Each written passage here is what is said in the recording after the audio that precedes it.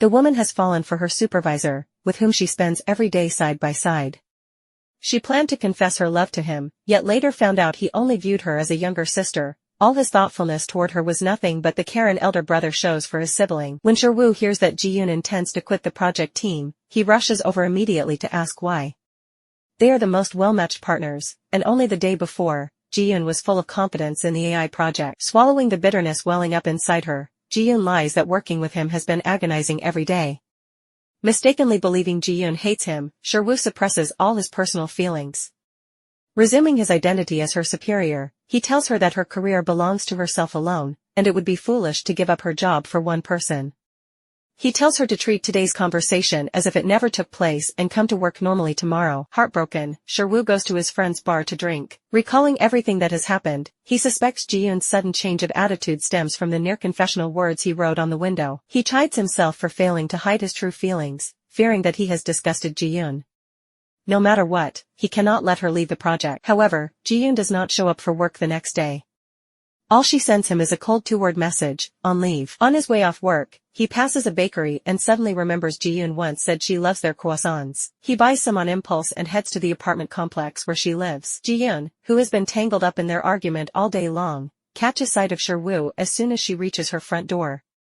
Sherwoo hands her the pastries he specially bought and apologizes for making her uncomfortable with his previous behavior. To dispel her apparent dislike for him, he lies that all his attentiveness was just to prevent his only team member from falling sick and taking time off. As for the words written on the window, he claims they were merely a list of reasons he drafted when persuading her to join the team. Ji-yoon refuses to believe he has zero romantic feelings for her, yet Sherwoo insists that his care for her is exactly how an elder brother looks after his little sister. Ji-yoon was almost driven to bitter laughter. She snapped that she would show up to work at least long enough to wrap up her ongoing tasks. She'd help the finance team with whatever paperwork he needed, but nothing more. Sherwoo could tell Ji-yoon was even more upset than before, yet he had no clue what had sparked her anger. The next day, Specialist Han and Nari, both close friends of Ji-yoon's, passed their evaluations and joined the project team. Watching Ji-yoon high-five them joyfully to celebrate, Sherwoo cracked a quiet smile from the sidelines. After the meeting, the four headed to a cafe for drinks. Nari wanted coffee, and Sherwoo gently reminded her that strong coffee was harsh on the body, suggesting tea instead. Ji-yoon's heart sank.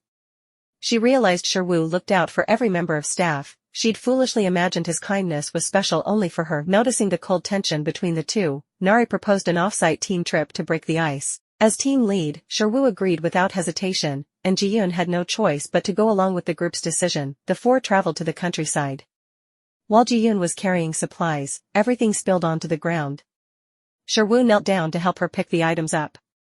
Their fingertips brushed by accident, and both pulled their hands away quickly, eager to avoid any awkward intimacy. They split into pairs for badminton, and Ji-yoon ended up teamed with Sherwoo. Afraid that drawing too near would make Ji-yoon uneasy, Sherwoo kept a cautious distance the whole game, leading their pair to a crushing defeat. As the losing team, they were sent out to buy alcohol as punishment.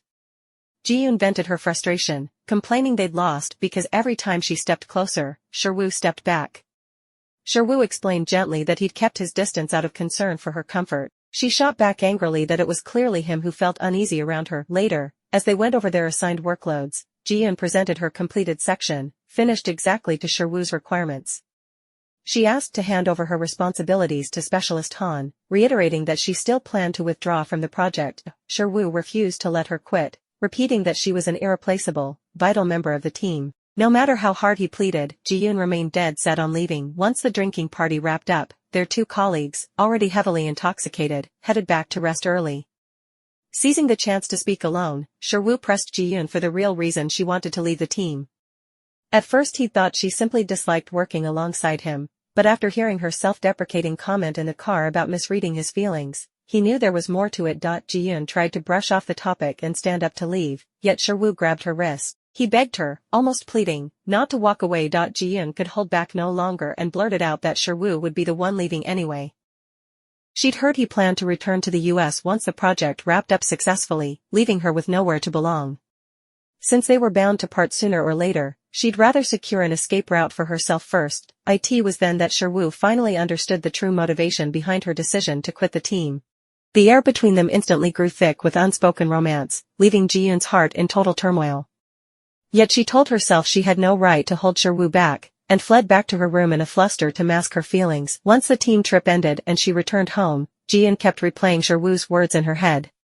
She wondered if he liked her too, and what reason forced him to keep his distance from her. The next workday, Sherwoo went straight to the company president first thing in the morning, stating he planned to stay even after the project wrapped up. To his surprise, Ji-eun was still avoiding him all day long, either out conducting field research or locked in meetings with other departments, never stepping foot in their shared office. Everyone else had clocked out for the day, but Sherwoo stayed late to work overtime, waiting for Ji-eun so they could leave together. Meanwhile, Ji-eun was buried in work inside the product showroom. The patrolling security guard failed to spot her, assumed the room was empty, and locked the door behind him. When Ji-eun noticed how dark it had grown and prepared to head home, she found herself trapped inside. Panicked, she dialed Sherwoo's number for help, only for her phone to die mid-call and power off completely. Sherwoo called her back immediately, but the automated voice message saying her phone was switched on sent him into a blind panic. He sprinted frantically from one meeting room to the next, searching everywhere for Ji-eun. Finding no trace of her, he forced himself to calm down, and suddenly remembered Ji-eun had mumbled the word shovel right before the call cut off. He told the security guard to unlock the product showroom, and sure enough, Ji-eun was there. While waiting to be rescued, Ji-eun had carried on working calmly.